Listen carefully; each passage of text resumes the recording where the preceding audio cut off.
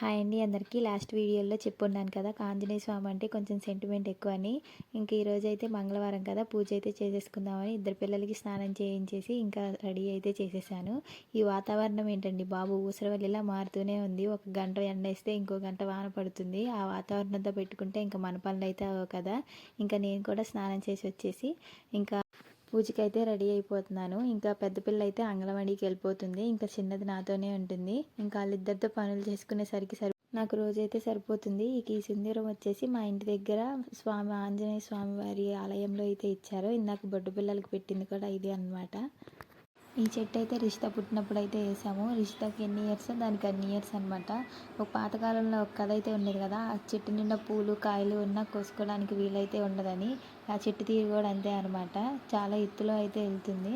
ఆ చెట్టు పేరు మీకు తెలిస్తే కామెంట్ చేయండి. ఇంటి దగ్గర పూలే మాకు పూజకి అయితే సరిపోతాయి. ఇంట్లో పూజ అయితే చాలా ప్రశాంతంగా అయితే జరిగింది. దేవుడికి అయితే దానిమ్మకాయలు ఉంటే అవి ప్రసాదంగా సమర్పించేశాను. ఇంకా నచ్చినట్లయితే లైక్ చేయండి, షేర్ చేయండి, అదేవిధంగా సబ్స్క్రైబ్ అయితే చేసుకోండి. వ్యూస్ వస్తున్నాయి కానీ సబ్స్క్రైబ్ అయితే చేసుకోవట్లేదు ఛానల్ని అయితే. మీరు చూసి ఎంకరేజ్ చేస్తున్నారని మాకు ఎలా తెలుస్తుంది? లైక్, షేరు, కామెంట్, సబ్స్క్రైబ్తోనే కదా తెలుస్తుంది. వీడియోని అయితే లైక్ చేయండి, ఛానల్ని సబ్స్క్రైబ్ అయితే చేసుకోవడం